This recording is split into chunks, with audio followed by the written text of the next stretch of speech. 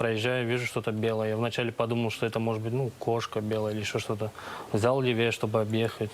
Начал проезжать мимо, смотрю, оказывается, ребенок. Резко по тормозам, остановился, вышел с машины, выбежал, можно сказать, даже. Побежал к ребенку. Взял на руки, она плачет без остановки. Быстро прибежал к машине, у меня в машине плед был, как раз я укатал ее в плед. Сели в машину, печку на максимум, чтобы согреть ее, потому что, ну, ребенок замерз. Вызвал скорую, полицию, сотрудники приехали.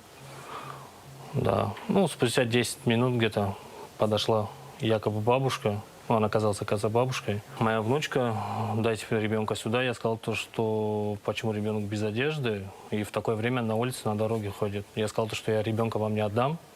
Будем ждать сотрудников полиции и скорой помощи. И там уже дальше будем разбираться. Она спустя даже 5 минут девочка уже успокоилась, она перестала плакать. Я ей протерла салфеткой лицо, там, потому что она была, ну, вся, можно сказать, в соплях. Потому что испуганная, плачущая девочка. Вот. Все, мы зашли в машину скорой помощи, я дал сотрудникам скорой помощи ее.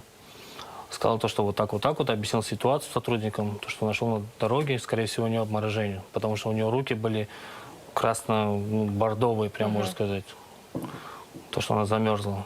Ну и все, уже дальше сотрудники полиции начали дальше с ней уже решать общаться. Мы, естественно, уснули. У ребенка лезут зубы, поэтому спали крепко, потому что многие ночи не спим. А у нее произошел очередной какой-то щелчок в голове. Она пробралась к нам в комнату. Дверь была в комнату открыта, да. Забрала ребенка и отнесла ее.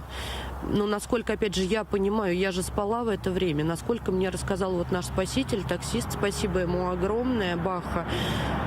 Ну, без тебя никак бы не получилось у нас ничего. Она отнесла ее во враг, как он говорит, и бросила, а сама ушла в другую сторону. И вот он ехал, он увидел, что что-то ползет по дороге. И, как он рассказывает, с другой стороны летела фура. Он вовремя заметил, забрал ребенка.